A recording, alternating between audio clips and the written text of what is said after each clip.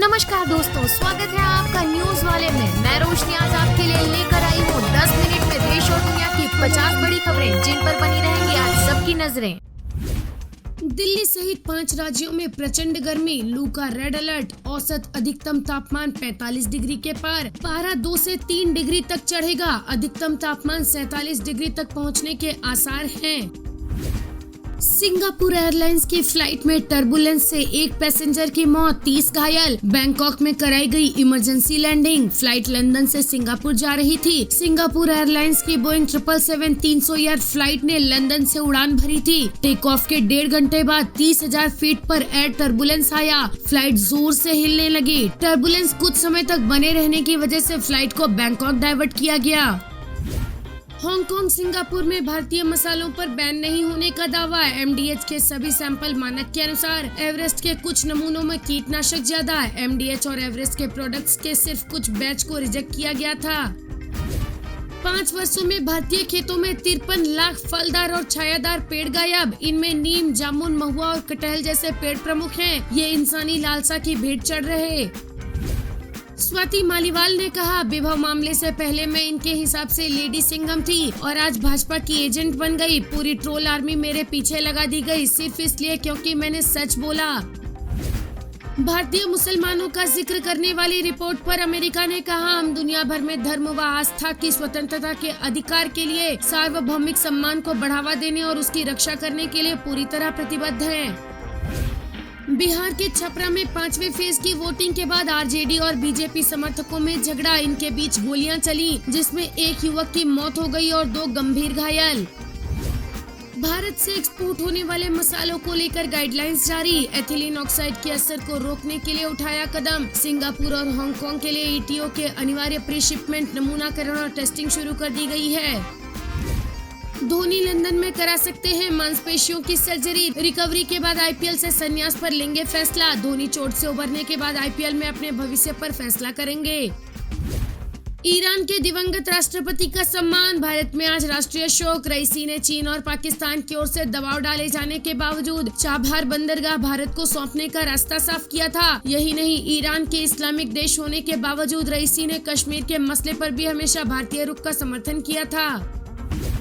अनुराग ठाकुर बोले, जनता मन बना चुकी है, चारों खाने चित होगी कांग्रेस। विपक्ष के पास भविष्य का कोई एजेंडा नहीं है, वो केवल भ्रम फैला रहा है। वे तो डीप फेक तक में चले गए। अरविंद केजरीवाल बोले, लोगों का मुफ्त इलाज और दिल्ली का काम रोकने के लिए भाजपा ने जेल में डाला। दिल्ली में महिलाएं सुरक्षित नहीं, कानून व्यवस्था को ठीक किया जाएगा।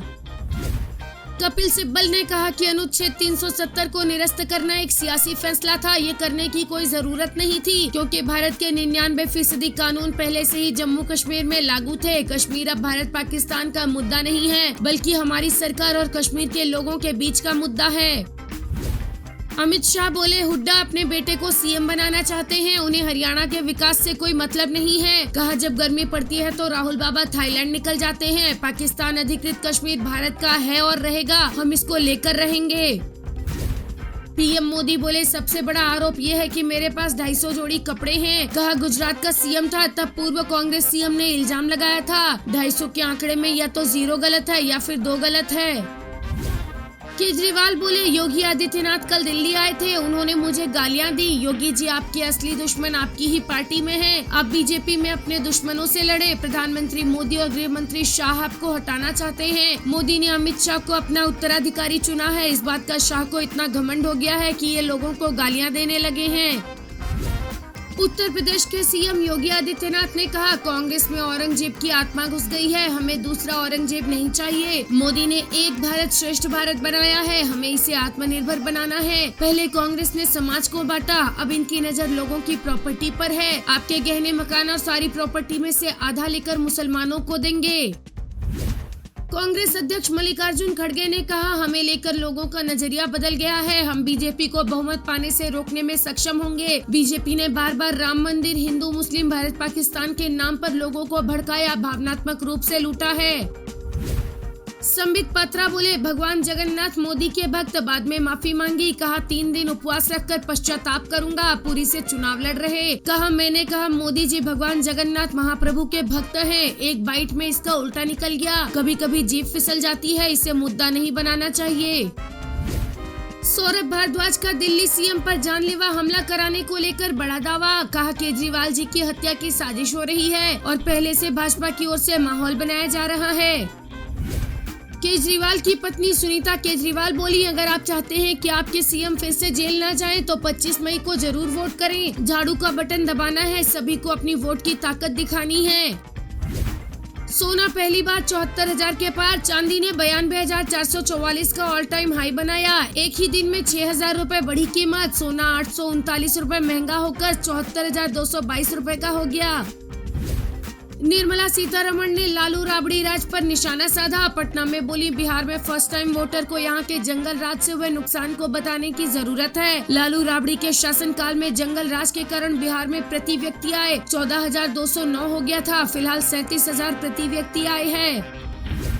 असम के मुख्यमंत्री हिमंत बिस्वा शर्मा ने दावा किया कि देश में अगर इंडी गठबंधन की सरकार आई तो राम मंदिर का शुद्धिकरण किया जाएगा। ये लोग सरकार में आएंगे तो दोबारा रामलला को टेंट में ले आएंगे। मैं उनसे पूछना चाहता हूँ कि वे शुद्धिकरण कैसे करेंगे, क्योंकि पहले उन्हें ये बताना चाहिए कि सोनिया गांधी हिंदू है या ईसाई। उन्होंने कहा राहुल गांधी सत्ता में आने के बाद चाहते हैं कि राम जी को दोबारा टेंट में रखें, लेकिन जब तक सूरज चांद है तब तक राम मंदिर भी रहेगा। असदुद्दीन ओवैसी ने कहा, मोदी सरकार इजराइल को हथियार दे रही। हैदराबाद में एक कंपनी है जो ड्रोन इजराइल भेज रही है। मोदी जी कह रहे हैं कि उन्होंने रमजान के महीने में हमला करने से मना किया था, लेकिन प्रधानमंत्री सिर्फ हिंदू मुसलमान की बात कर रहे हैं। मध्य प्रदेश के मुख्यमंत्री मोहन यादव ने इंडिया गठबंधन के नेताओं को रावण और कंस की संस्कृति का अनुयायी बताया। उन्होंने इंडिया गठबंधन के नेताओं पर आरोप लगाते हुए कहा कि 20-25 परिवारों ने ये प्रथा बना दी है कि मुख्यमंत्री और प्रधानमंत्री केवल उनके परिवारों से होंगे। वे सभी का विकास करने की बात करते हैं, लेकिन केवल अपना विकास करते हैं।